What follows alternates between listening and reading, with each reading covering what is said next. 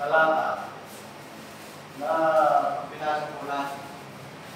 Bakit yung isang tao ay yung isang lalaki na hindi kumakantili kaya sa kanyang sariling kanya, lalo na sa kanyang pamilya kanya.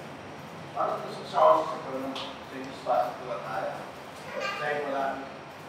Pero kung sino man ay hindi kumakalinga sa kanyang kamakalan, lalo-lalo sa kanyang sariling sa pamilya, binanggay niya ang talataya kasi masama ba sa hindi talataya. Ito sabi na ni Pablo dito. So isang kakagawa ko marunong. Kaya ang talataya ni Pablo. Bakit? Dahil pa lang dahil pa niya yung spasa talataya. Sabi nila sa Timothy 6, but if anyone does not provide for his own, and especially for those of his household, he has denied the faith and is worse than an unbeliever. Ito po sa ising this Bible. Every believer must take care of his own family. Certainly must do that for the people who live with him in his home. If anyone does not do that, it shows that he has refused God's true message. That person is worse than someone who doesn't believe in Christ. Lalo, ibinasa natin.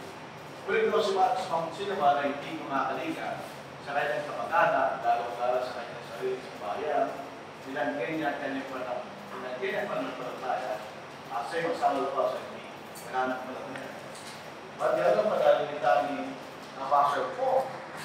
Bakit yung mga hindi kumakatili sa kanyang sarili isang bayan ay masama pa sa Christmas. Ang pinag-usapan po natin dito ay hindi yung mga tao na hindi pwede. Wala siyang kaya dahil sa sakit o mayroong injury o pasamantala walang trabaho. But yung mga tao ayaw, those who are unwilling to provide. Alam ko natin na ito po yung paikaya sa akin. Pero isang lalaki na may asawa at may mga anak. Kung ayaw niya na siya trabaho para may bigay sa pangailangan ng pamilya, sabi ni Pablo, siya masama po sa ispasa talataya. Bakit gano'n ang padalimita niya ng Apostol po? Bakit sila kinukumpara sa ispasa talataya? Yung magkakaman na pwede natin isipin, gano'n ba ang pagkakapareho? Ang katangian ng mga tao tapat na mananampalataya. At yung mga tao na talagang bibigay ng mga kailangan ng kailangan pamilya. May pagkapareho yung dalawa na kung ikay tunay na sumasampalataya at kung ikaw ay talagang responsable para sa inyong pamilya. Pero may silang pagkapareho. In other words, ano ang katangian ng mga Kristiyano naman? Ang anong katangian ng mga lalaki na sila ay nagbibigay ng pangailangan sa kanilang isang bayan? Makikita natin, meron silang pareho. Isa-isa niyo pala. Number one, yung mga tunay na sumasampalataya, yung mga nagpapatuloy sa pananampalataya, sila po ay meron pagsasaga. They have diligence.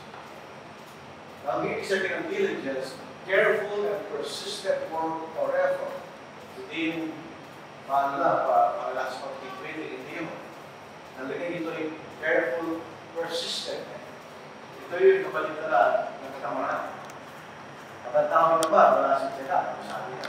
Pero tayo sa dahil ng tao, ang machine, dahil may sumalala. So, pag isang Kristiyano, makikita natin, kailangan po siyang may pagtsatsagaan para tagapin siya ng Diyos. Lalo sa ating pananampalataya, hindi po pagtikritika. Gusto natin maglingkod, gusto natin maglingkod, patayin natin maglingkod, kaya maglingkod. Hindi gano'n ang ating maglingkod. Meron tayong patuloy na paggawa at effort para tayo tanggapin ng Diyos.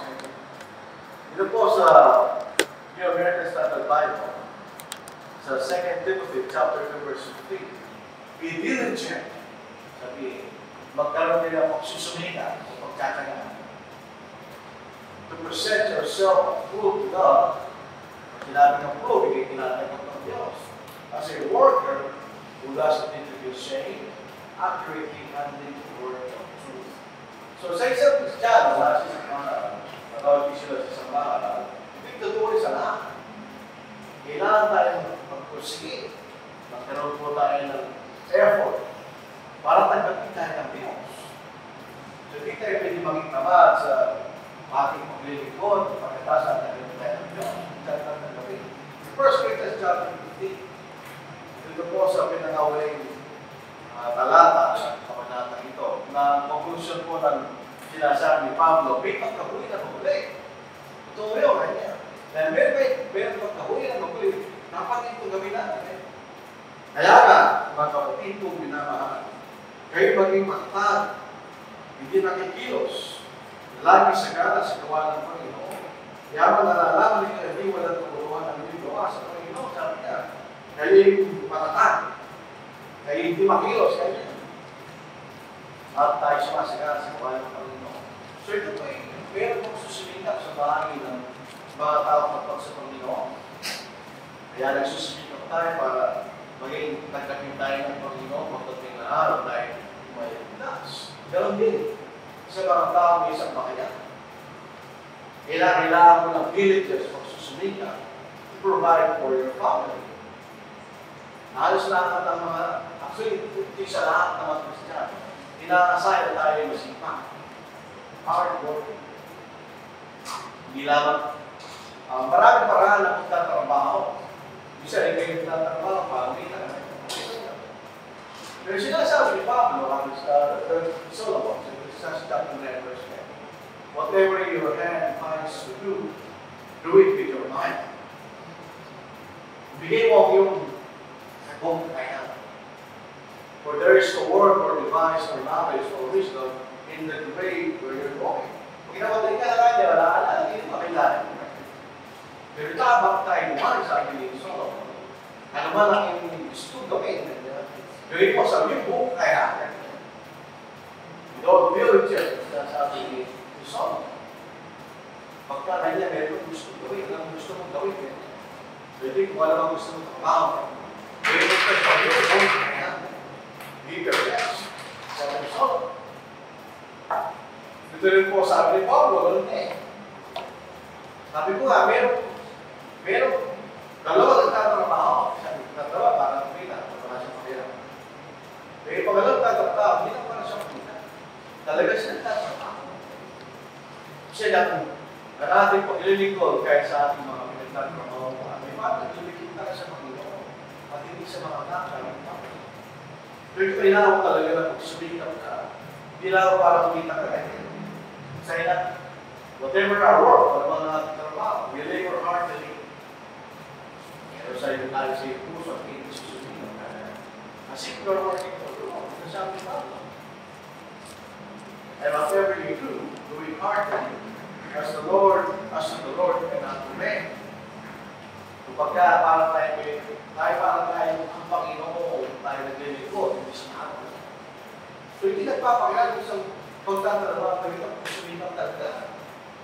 Pag susunod tayo, kung hindi mo lang nagkikala ng pipilita, talagang ginagawa mo yung kaya sa iyong trabaho. Dahil ang aking purpose ng dalawa ito yung utos ng Panginoon. Pangalawa, para sa'yo. Gano'n na magtatrabaho kasi sa kanila. Nakikita ko ang dalawang paraan na magtatrabaho. Nagpipilitan na para makita. Wala pang pamalasakit sa kumpanya. May pangalawa, nagtatrabaho sa nilang pansarili. Kundi pasok mo yan. Para masinsin ko nila. Sinataraya o na. So, makikita natin, may pangalaw sila. Dahil buong puso naglilingkod sa Panginoon, pero nag-diligence magsusunod. Magtatrabaho kayo po tayo sa anumang trabaho natin para tayo naghanap buhay. Kaya pag ito natin ang panahon ay nagtatrabaho, ayaw na niya magtrabaho. Naglilingkod na siya. Simula na sa puso niya yung trabaho niya. Hindi siya, tuloy po natin. Pangalawa, selflessness. Ito po yung palaging sinasabi ng Panginoon sa kanyang pag-aaral. Ang selflessness, ibig sabihin, inuulan natin ang iba para sa sarili. Hindi po the interest of others but for our own interest. Ibig sabihin ng selflessness. Sa maraming pagkakataon, sinasabi ng ating Panginoon. Sa Matthew 6 and verse 34, that Jesus said to his disciples, "If anyone desires to come after me, let him deny himself, and take up his cross and follow me." Yan ang ibig sabihin ng deny yourself.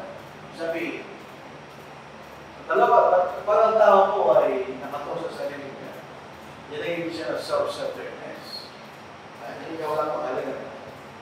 May kay selfless,